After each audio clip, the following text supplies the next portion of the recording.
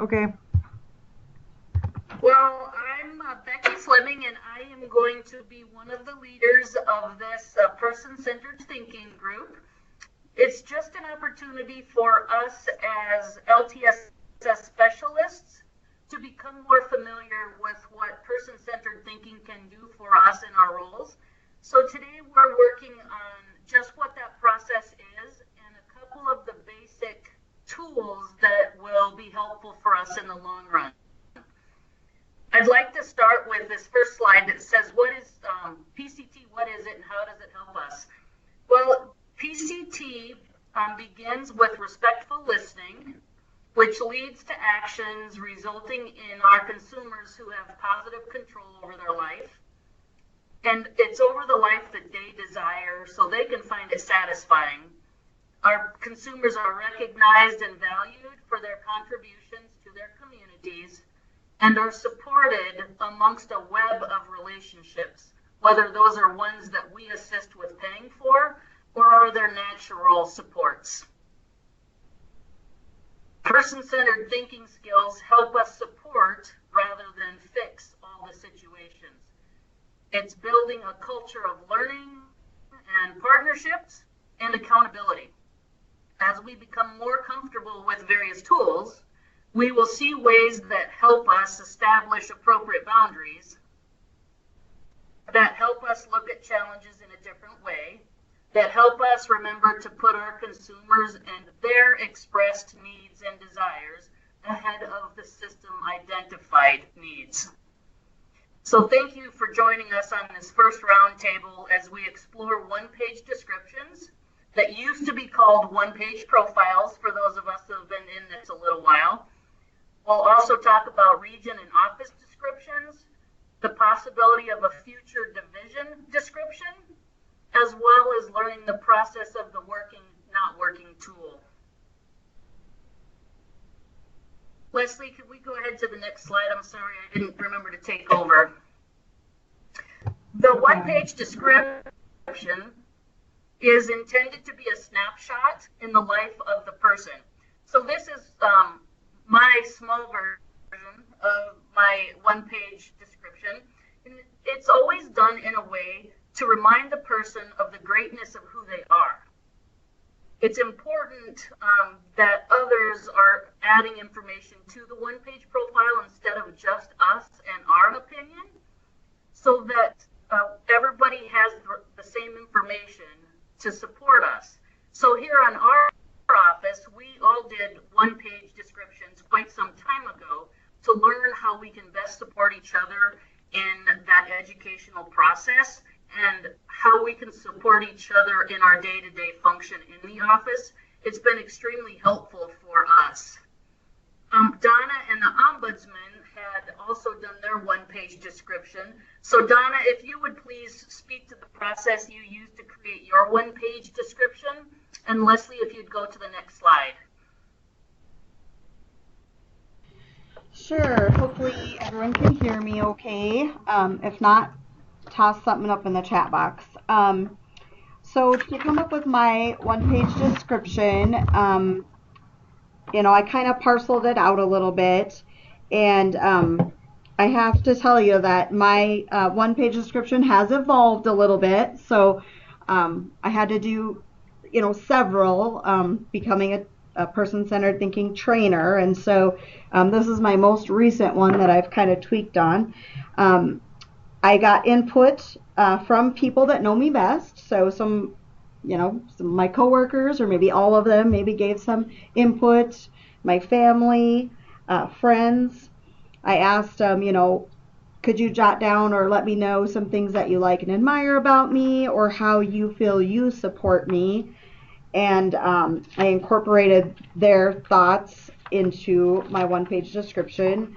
I had to do a little bit of self-reflection, and especially as it relates to how people best support me. So I had to do a little self-reflection and thinking through how people really best support me, like what do I really need from people, and to also think about really what is important to me, what is so important to me that if if those things or those opportunities were no longer in my life, would that affect me? And that's kind of the process that I went through to develop my one-page description to help people get to know me better and how they can best work with me.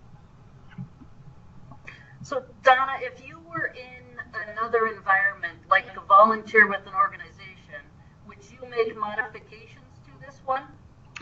Yeah, so if I was in another organization, I might make some modifications depending on the situation of how an individual could best support me.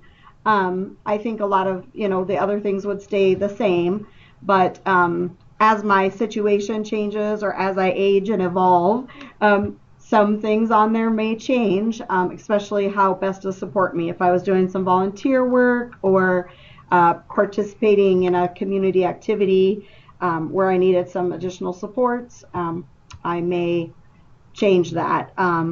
My PCT trainer supports look a little different than the ones that are on this current one-page description. Thank you.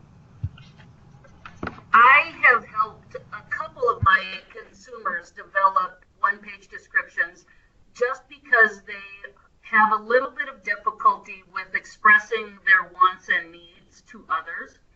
And I wanted to make sure that all of the caregivers that were coming into their home had some of the same basic information to be able to make their days great instead of just doing what they needed to do. And according to my consumers and the caregivers that are going in, it's been a helpful way for them to know that they're doing things right, and the consumer finds more joy in the day knowing that people are helping with what's really important to them. So this is a good tool to use for those consumers that aren't just easy to fit in our boxes, that just need a little bit additional support to make sure that their home life is all that it can be. The next several slides actually contain questions that can help us drive what information is on one-page descriptions. And some of these are based toward work. For those of us as LTSS specialists who have not done our one-page descriptions yet, the goal for all of us is to have one-page descriptions written on ourselves. And so this is a good start point toward working with those in your same regions with, what do people like and admire about me at work? What people like and admire about me at work might not be the same things people like and admire about me at home. So it's good to always take where you are into reference for the development of your one-page profile. Because understanding what people like about someone is really a nice start point. It's always good to have the coworkers or consumers or bosses or whomever answer the questions of what is really great? What gifts do they have? It helps start the process in a positive light, which ends up being important as we sometimes struggle through that self-reflection. It's easier to look at what people like about you as then you figure out how they're supporting you in that role. The next slide has questions about what is important to me about my work. What do we want from our job? What are the things that really matter? These pieces come into play for how our coworkers and bosses support us in what we do each and every day.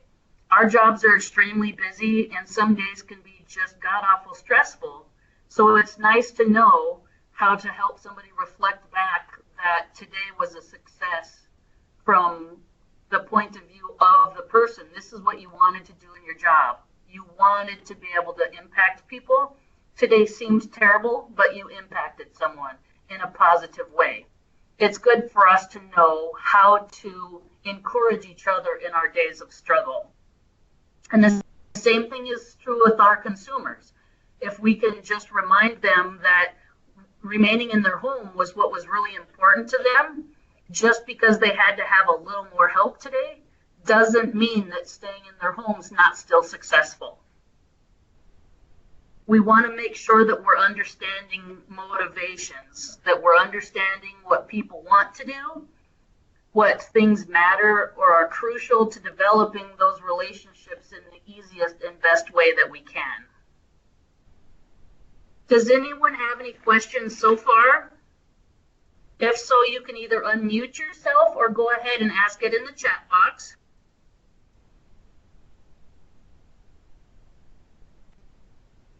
What do you think is the best way to garner? I couldn't hear, I'm sorry. All types.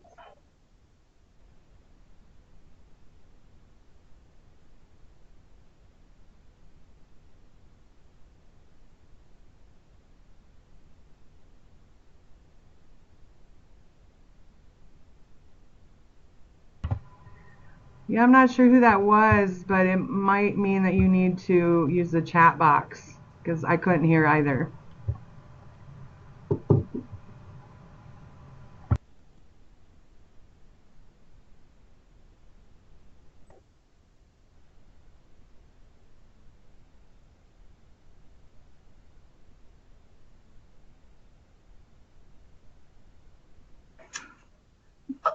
Good question, Angela. What do you feel is the best way to garner this information? Just hand out a questionnaire? No, the best way to get information to put on this is really to have conversations. And as Donna said, these evolve. So every time, if you're working with a consumer to develop theirs, every time you meet them, it could shift a little bit. As they become more comfortable with you, they're more willing to give you those in-depth ways of making their day worth it. So just the casual conversations and the heartfelt listening to what our consumers are telling us they need, not necessarily what their family says they need, not what the hospital says, not even what our CHA says they need, but what our consumer wants in the day is important. So we have to make it feel important to them as we're gathering that information. Does that make sense?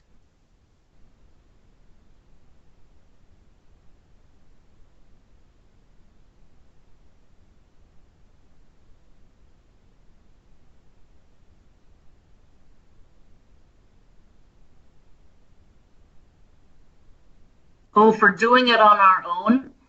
You mean your own profile? I mean your own one-page description? Yeah.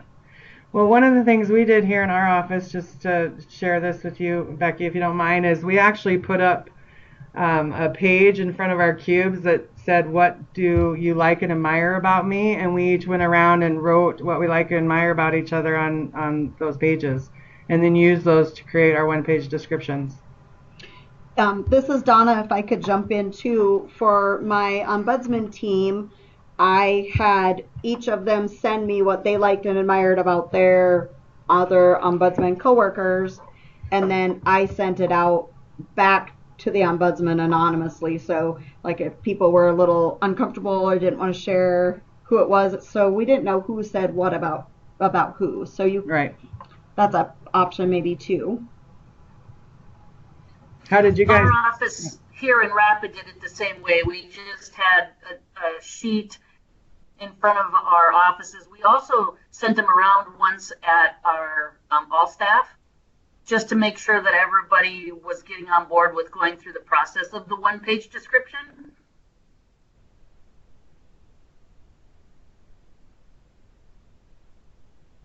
It's a little harder, Angela, for people in situations like yours where you're in an office alone. So you could either work it through during a Region 2 meeting or via email like Donna and her team did to get that information gathered. But it has been helpful in our office for working with each other, especially on days when it's just been a little hard.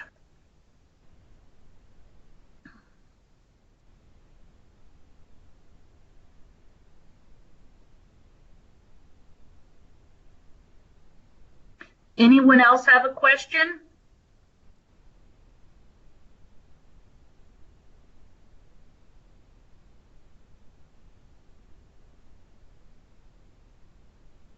Then we'll move on to the next slide. We need to remember that knowing how to support others and what they need can prevent problems before they occur. So if we know we're having a relationship with someone who's a bit more challenging for us than others, figuring out how to give them that support ahead of time can prevent them being angry, or if it's a consumer, figuring all of this out ahead of time can help prevent future disasters in the home. If we know that they need certain levels of support and they don't necessarily buy into it, sometimes the one-page profile or one-page description can make it a little bit more clear to them that that help really is needed, and by having that help, they'll be safely at home. So it's a good opportunity to remind them of what good support looks like.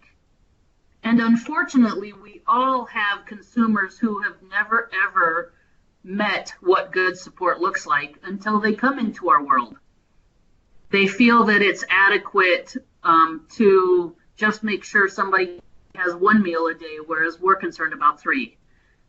So sometimes they're difficult for our consumers to really realize what they need for support, but it's helpful for us as a whole with developing their care plan if we have that information in detail.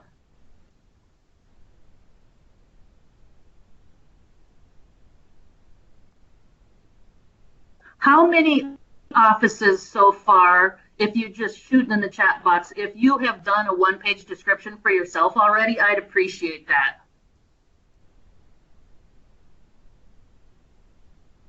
I know that the state office has been working on theirs and on their office description as well. Yeah, I think all of us here have done our one-page profile or descriptions, but we haven't combined them into the team one that you, I think, are going to be showing here in a minute. And the Ombudsman program team members have each developed a one-page description. Excellent. And we'll be working on a team one, maybe not this quarterly meeting, maybe the next one. Looks like the MRT nurses have all done theirs, as has Mitchell. Yeah. And there's a due date for Region 2. April 1st.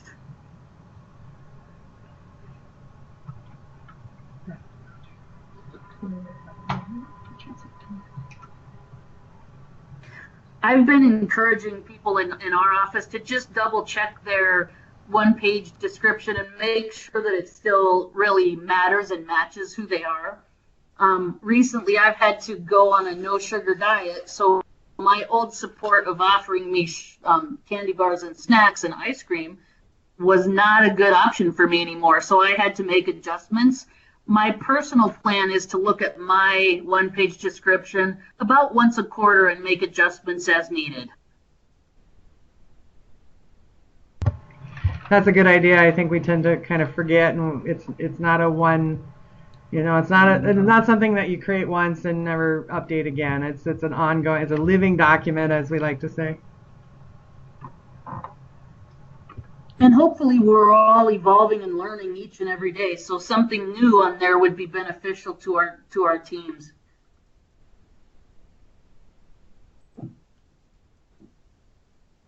Does anyone else have any more questions on one-page descriptions?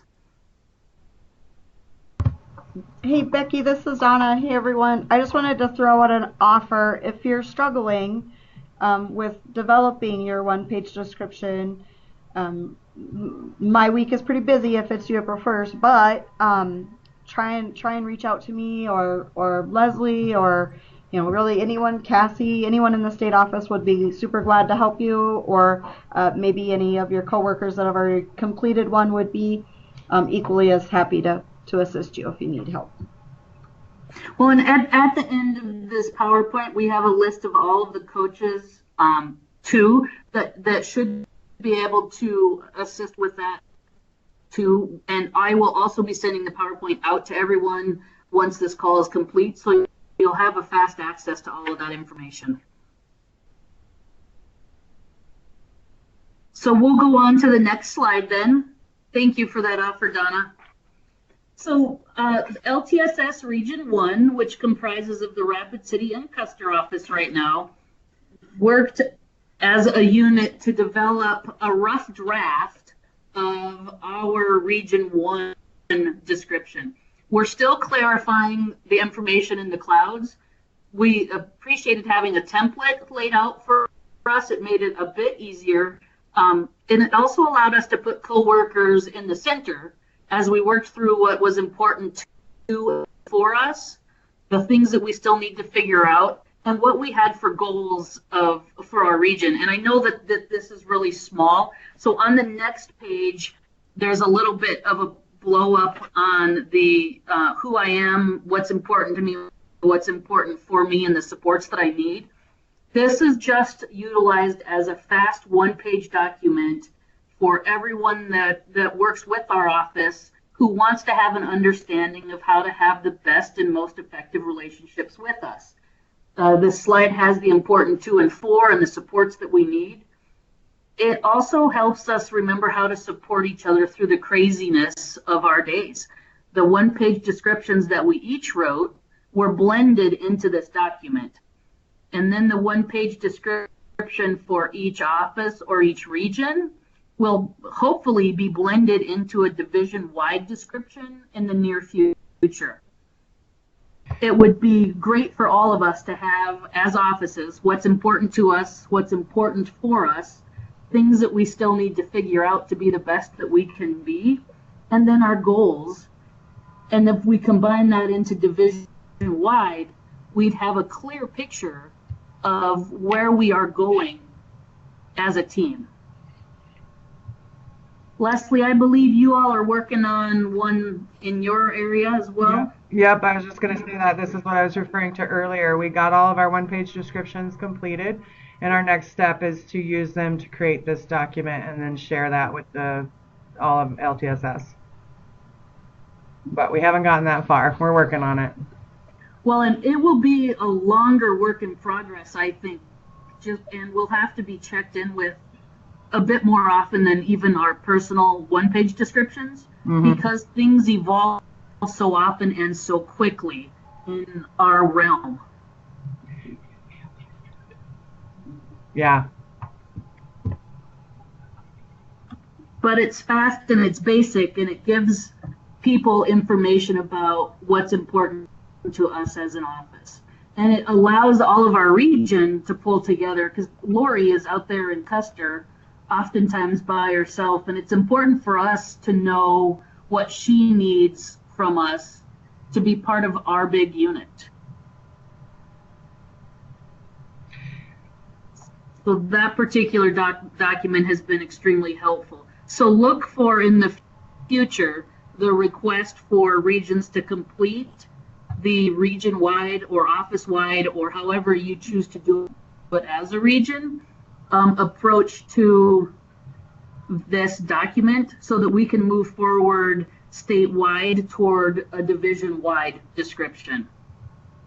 And also, Becky, this is Leslie, just to share this template actually came from, I think her name is Vicki Nelson, if I'm correct, from the Division of Rehabilitation Services. They had created one of these for their group, or their division, and we just thought it was a really good idea, and we really liked it, and so we decided to, ask if she'd be willing to send us this template, and that's what we're going to do. And so it's not just LTSS division. This is really more of a department, PCT team group effort. And so I really like that it's not just us, it's everybody in the department that's working towards having a document like this. The other piece that I like is that regions in voc rehab, etc., are still working on this process as well. So while sometimes it feels like we're behind in person-centered thinking, this is one spot where we can be exactly in the same time frame. If we can just get ours done and share that information with them, it will help us across the board as we work with the Department of Human Services as a whole. Exactly. Thank you. Any questions about the process for office or region descriptions?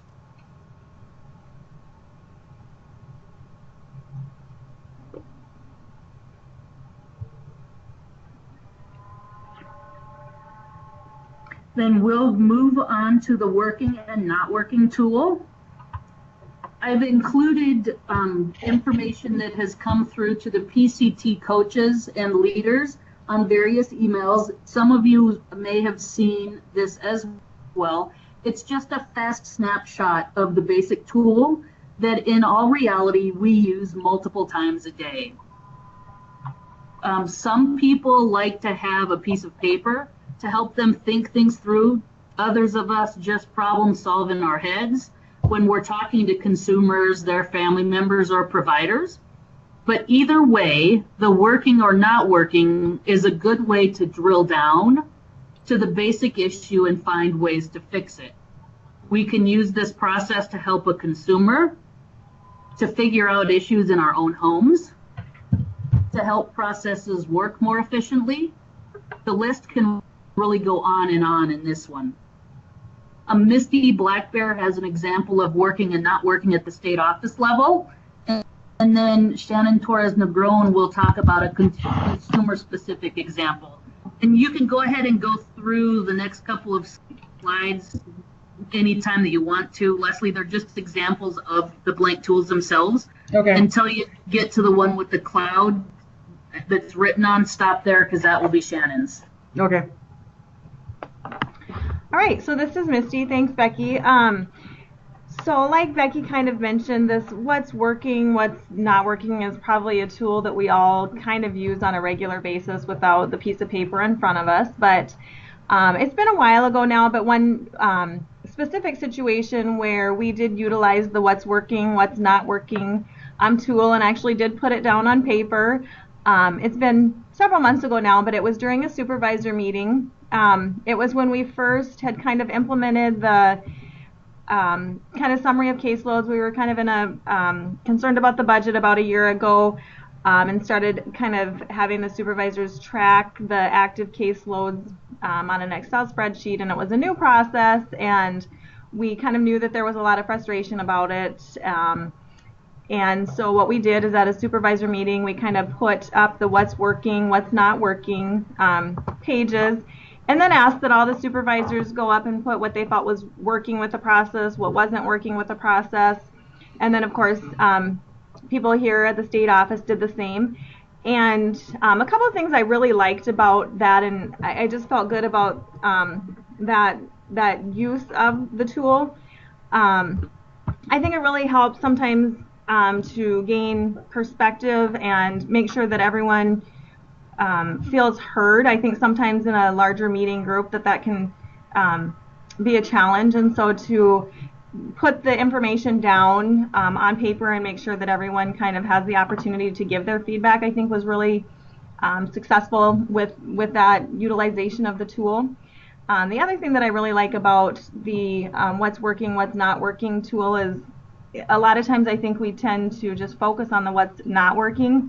But it gave us the opportunity to, I kind of joked that people had to put at least one thing on the what's working before they were able to put anything on the what's not working. But I think that is actually kind of helpful in that it does then require you kind of to look at what is working about it, and gives a little bit more of a positive focus or positive spin on it, so that it's not all just maybe feels like a big complaining session, which can sometimes happen in those types of situations. So I was pleased with how that went, and I think it was a nice example of how we have used the what's working, what's not working tool kind of here at the state office in the past. Thank you, Misty. Does anyone have any questions for her on that process?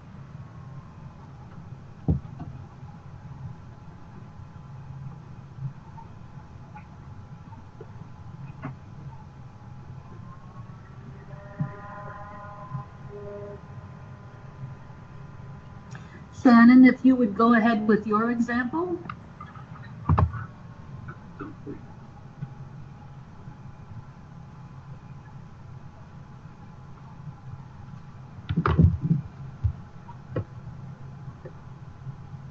Shannon, are you on?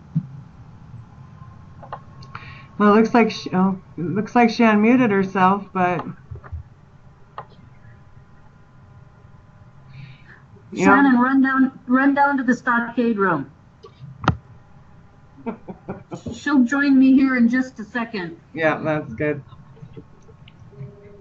Shannon is going to be giving us an example of a particularly challenging consumer that she had, that she was, any problem that could come up with a consumer had come up with this consumer. And it was hard to find any positives in the situation that was going on. So Shannon worked really hard on gathering positives as well as the negatives, which, as Misty said, is a really nice way of utilizing this program. Okay, hello. All right, so I had a client that was in and out of the hospital a lot. She wasn't doing real well with in-home therapies. She was getting, okay, sorry, I ran down here. Hey Shannon, this is Leslie. You're cutting out just a little bit. If you could sit wherever Becky was so we can hear you clearly, I think that would be helpful. Thank you. Okay, so my client was in and out of the hospital a lot. She wasn't able to stay home. They couldn't find placement for her in a nursing home for any rehab. She wasn't doing real well with rehab at home. So I had to kind of sit down and problem solve this. And what's working, not working, kind of comes in handy in this one. So what was working in that case, we had an aide coming in to help with personal cares and to try to prevent skin breakdown because she wasn't able to transfer anymore. We had a nurse coming in to help with her catheter cares and her medications and that kind of stuff. She did have a live-in spouse, so she wasn't alone all the time. What wasn't working in her situation is she couldn't transfer anymore. She couldn't bear weight anymore. She was getting skin breakdown because another thing that wasn't working is her spouse wasn't really hands-on and didn't always actively help her. We also, because she couldn't get up and out, she couldn't go to a doctor. So her doctor was not following her anymore, which caused problems getting orders for catheter care and changes, medications, all of that. So while she was in the hospital, we talked about it and decided, well, she's going to need a doctor. And residency clinic is the only place out here that does the in-home doctors. So we talked to them and they did agree to follow. So great, we found her a doctor that'll go into her house, but she still can't stay in bed all the time. So worked with Regional on getting her a Hoyer lift, and so we were able to do that. Also, since the spouse is not helping her so much, we did increase the cares because she was still having skin breakdown. And we did do a little bit of an increase with nursing because she kept getting those infections with the catheter. So in that case, we were able to bring her home. She has not been back in the hospital since then, so it's been real successful. And yeah, that's my example. So this is a good example of ways that finding the positive and the negatives together led to a good care plan change. It's been several months that she's been home and doing well, which hadn't happened before. It had been weeks between hospital stays, maximum, sometimes just days. So the working through this process has really been a great success for the program that the consumer is on.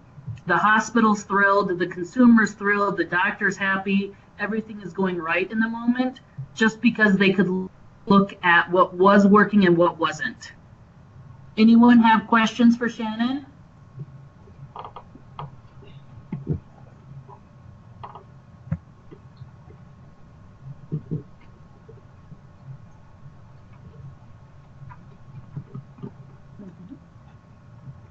This is Leslie. I don't have a question, but I just want to say thanks, Shannon, for sharing that working, not working situation and how that helped your consumer. That's great to hear.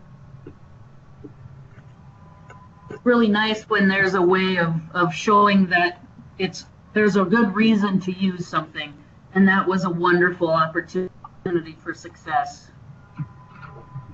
The next slide shares about, where can we find information on PCT. Some of us know this already. Some of us have been at some of the meetings, so we know that we can go to the M drive. So on the M drive on your computers, everyone should have access to that. If for some reason you don't, please let your supervisor know, and we'll gather from there if there's barriers. But you go to the M drive, then the DHS folder, and then there's PCT and Charting the Life course folder, and then there's a ton of information in there. A lot of it can be found under the PCT Coaches Playbook that lays out basically most of the tools. You can also find information if you just go to the South Dakota DHS website. There's a person-centered thinking and practices tab that you can go to and go from there. That information is specific to all of DHS. And as a lot of us know, it's easier in some instances to relate some of these things to the developmentally disabled population than our own. So we're going to be using these calls to make things applicable through person-centered thinking to LTSS. And then the last place that you can find PCT information is from your closest PCT coach, which is on this last slide. As we continue to grow as a division through the use of PCT, there will be times when you have questions or would like a copy of a form. So use that information. Change it up to make it effective for you. Nothing is sacred in this process except that we use it to meet the needs of our consumers and our office mates on a daily basis.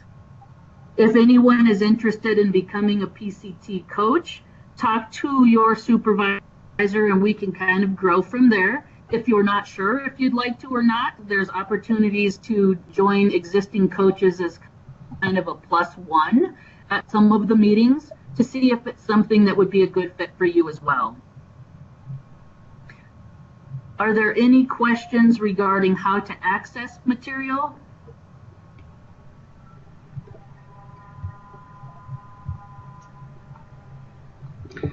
I have a question, but it's more for the whole group. I'm wondering if it would be helpful to send out this document, the leaders and coaches listing, so that everybody had just as a separate document they could print and, hang in their cube or whatever.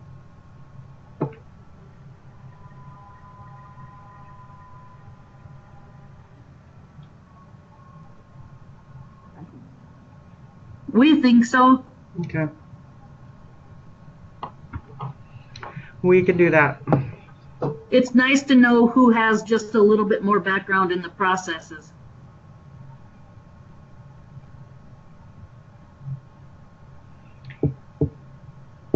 Has anyone thought of a question that popped into your head about PCT or questions related specifically to anything that came up today?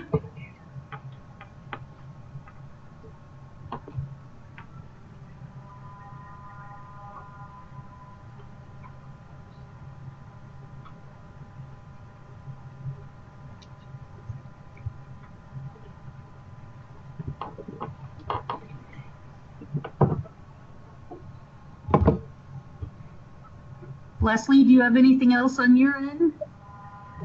Hey Becky, this is Beth, and I just wanted to really extend a thank you to you for the time and effort you put into creating the agenda and leading our discussion today. I thought you did a great job and some really good information that you shared. Also, thank you to Donna, Misty, Leslie, and Shannon for your input and your participation as well. And we look forward to continuing these conversations on a monthly basis. And, the rest of you that are able to participate, feel free again to share your thoughts, ideas, questions. We want to make this as interactive as we can. So, again, Becky, thank you. And just to let you all know, we'll be working, we don't have an agenda, or we haven't talked about what our next month's tool of the month will be yet. But we will be working on that, and we'll get an agenda out as soon as we have that ready and available. So thank you all for participating. Thank you again, Becky, for leading the discussion. And I'll turn it back to you if you have any final thoughts. Yeah, this Leslie. The only other thing I would add is for those of you on the call, if you would please share with your coworkers in your offices what this call really is intended for, and that we really hope that as many LTSS staff that can participate do, that it's not just for PCT coaches and leaders. So it's really intended for everybody. So I hope to see continued growth on the participation side, and I'd appreciate all your help in getting that information out to everybody else. Well said, Leslie. Thank you. If no one has anything else, we'll end the call a little bit early so we can all get on to the next part of our day. Thank you again for being on. Thanks, Becky. Thank you. Thanks, everyone.